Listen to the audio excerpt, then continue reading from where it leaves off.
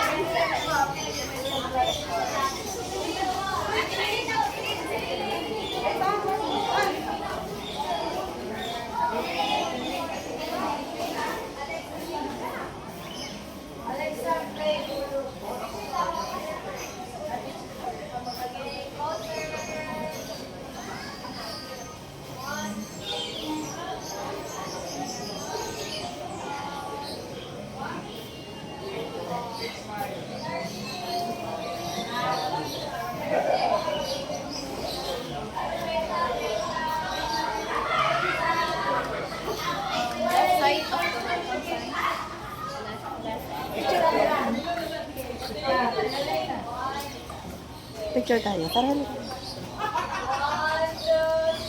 Dito ka.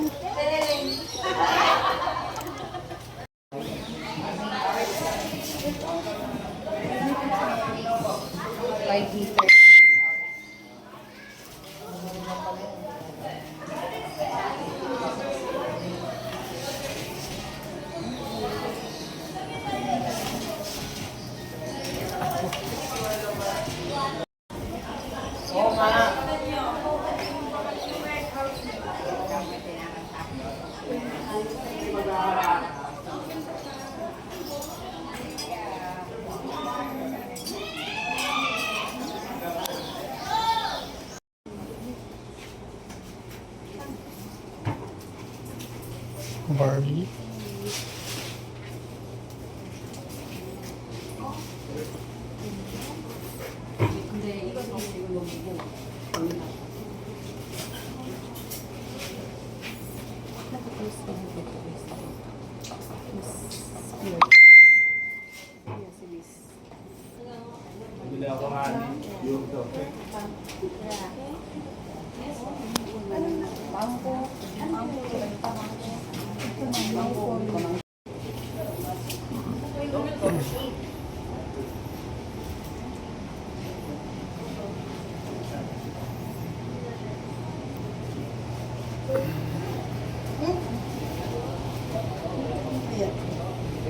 Mas mura sa palengke ata.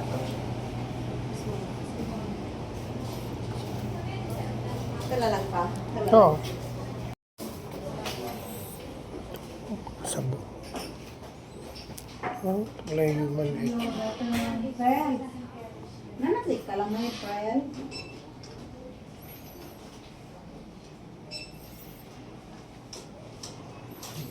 Palihog lang may friend ko nang naanam pa. Pag may kahit pa kabuo.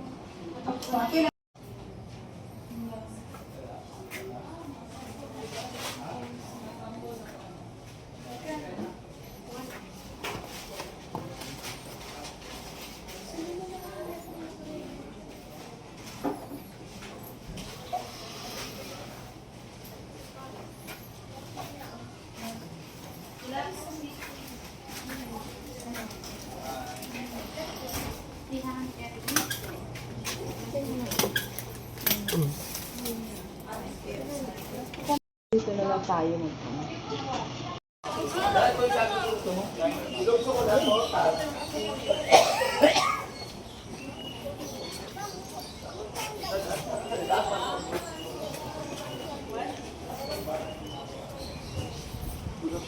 afternoon.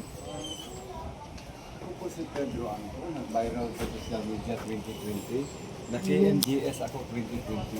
Yung taga Bohol, Baclayon, namumulot ng mga basura at sinila sa dagat, ginawang icon. Ah, Taga saan kayo? tiga Quezon City po, Manila. May isi-share ako sa inyo. Itong latest sculpture ko, inspired by brain coral. Bakit ba coral o bahura ang subject ko sa sculpture nito? Katulad din sila ng mga punong kahoy nag-release ng oxygen sa ating atmosphere. Nagpalamig sila sa ating planet Earth. Para din silang hotel sa iba't ibang klaseng mga marine life sa ilalim ng dagat. Kailangan maprotektaran natin yung bahura o coral. Itong sculpture na ito gawa sa cipro, flip-flops, garbage, fishnet na kuha ko sa dagat. Basura ito ng output sculpture. In material science, walang landfill. Lahat ng mga basura ay maprocess. Inorganic or organic waste. Maliban sa nuclear waste. Marami tayo i-support na technology. Plasma technology, ginamit sa Singapore. Biomass technology, karamihan sa advanced scouting, ginamit na microwave technology, ensured waste to energy. Walang isa sa usok, walang isa sa dioxin, may filter. Para naman sa organic, anaerobic, aerobic digestive system, IMO yung good bacteria to fast track decomposition ng organic material, gawing pataba ang nutrients para sa mga livestock. May nakumpos akong maiksi na tula. Ang title, Millennium na Buto Bao. Bilang isang visual artist, may pangarap din ako. Isang lugar para sa home of the aged and disabled person, may mag-alaga sa kanila, napalibutan sila ng organic farming. Tapos may nagluto-luto, ang gamit gas pagluto from biogas or biomass for educational purposes. Then napalibutan naman sila ng ibang klaseng laruan para sa mga bata, libre, baw, millennium na. Gagawa nila akong brainstorming hub. Imagine mo yung kubo, yung bubong niya ganito ang design. Ang brainstorming hub ay gawa sa basura, ang upcycle material. Ang purpose ng brainstorming hub, kaagapay ka-partner sa mga magulang, sa mga educators. Mind exercise ang subject basura. Dapat ituro na sa pre-school level, elementary, high school. Isa sa mga paborito kong artwork, itong sculpture na ito, isa siyang safety capsule. Ito ay modular sa aktual makatandamang laki. Pwede tayo makapasok kung may lindol, papasok tayo sa loob. Safe tayo. Pwede siya i-install sa labas ng bahay. Kung sa labas yan ang bahay, i-install. Kung taas ang tubig babaha, lulutang din siya. Ang kailangan nandito yung technical person gagawa sa safety capsule. Always niya i-recall sa material science. Para yung safety capsule, matibay, maganda ang paggawa. Maraming variations sa design.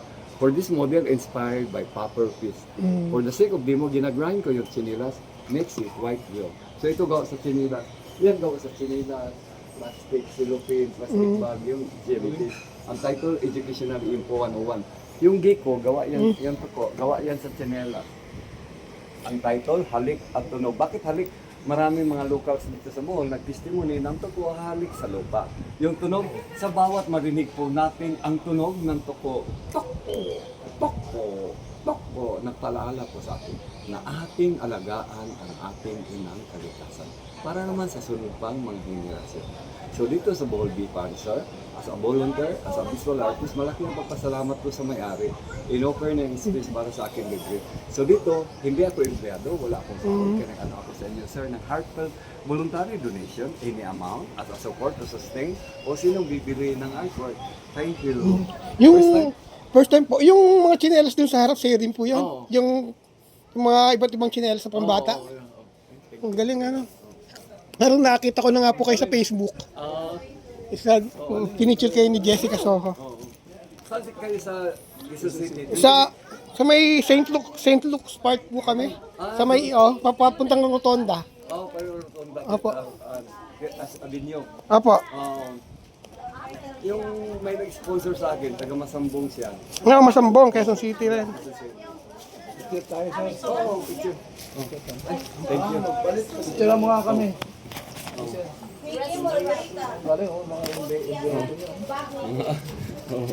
Mga basura. Thank you. Thank you, sir. Sana ano to, no? Ito, mag-prosper. Kaso napakaraming tsinelas niyan, mga waste. Pwede aluminum, bakal, different one. Metal. Metal. Pwede kayo magawa ng ganyan. Sige. 2, 3.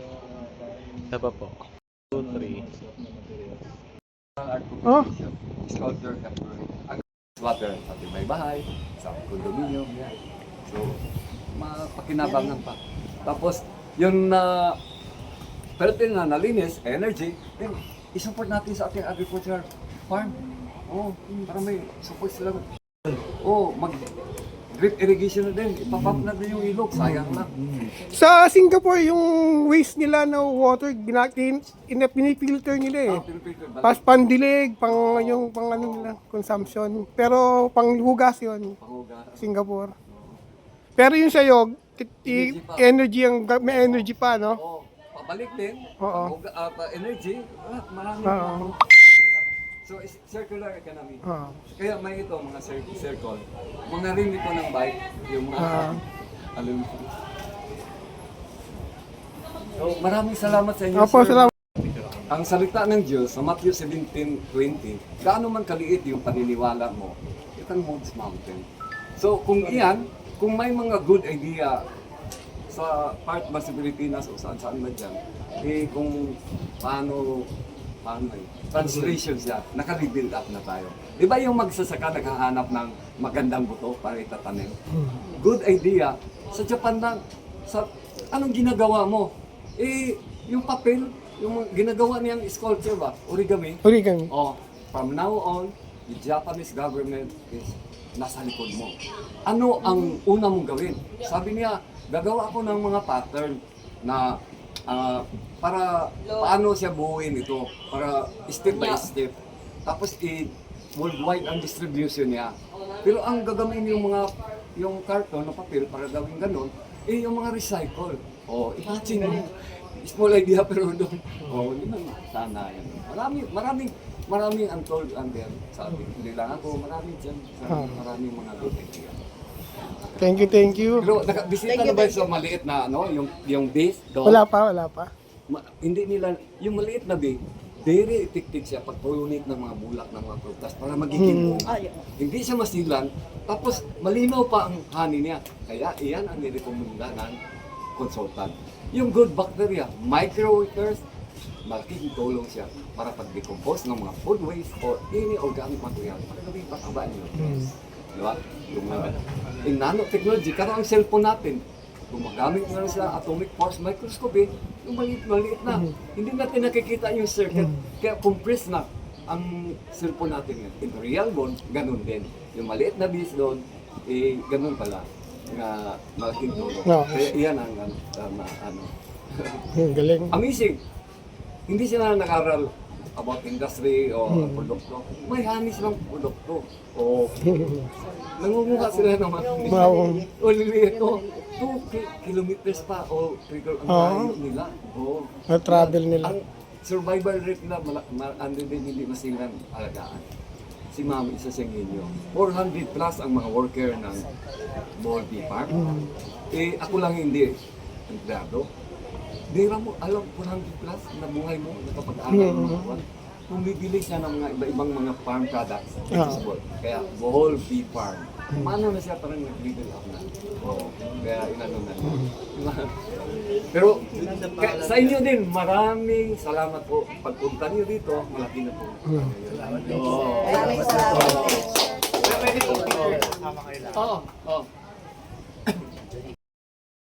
Saan kayo? Bago ko videohin mo yung i-share ko. For Innovation Jam. Pero sayang lang, wala akong team. So, ito na ang i-share ko. Ang idea ko, in household level, compress yung shader machine, maliit lang. Yung extruder o ibang yung tumbler, maliliit lang. Yung basura sa household, ipaprocess na. So, created na siya, may value na. So, basura sa raw material, ipaprocess sa household. Kung sino yung household within the barangay, siya ang isang exact profile na i-ano natin, i-grow something, i-manian natin, tutulungan, gano'n. I-connect natin sa ano. Then makonect tayo sa mga different shop, mga magtorno, gano'n. Shader machine, compress area. Naano mo yung sa Google, yung shader machine, extruder. Maliit lang. Oo, malaki na yun. May value na. Kung sino yung mag-invest, bibinta mo. Kasi basura sa household, Sold Yung mga ano yun, yung mga non-biodegradable. pwede. Kaya ang biodegradable, pwede mo natin i-ferment yun. Oo. So yung non-biodegradable. So ano yun. So thank you. Thank you. Mr. Pedro Ang. Waste diversion, sir, no? Yung recyclables, gagawin na Oh. Miss, isa pa pala nung activated charcoal. Baka muna.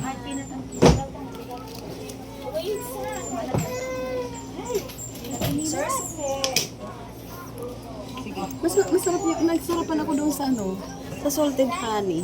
Kasi ang tamis at saka ang alat, lumalaban siya. Ah, tayo na naman tayo. Wala na pala. Sarap. Wala, andun na sila.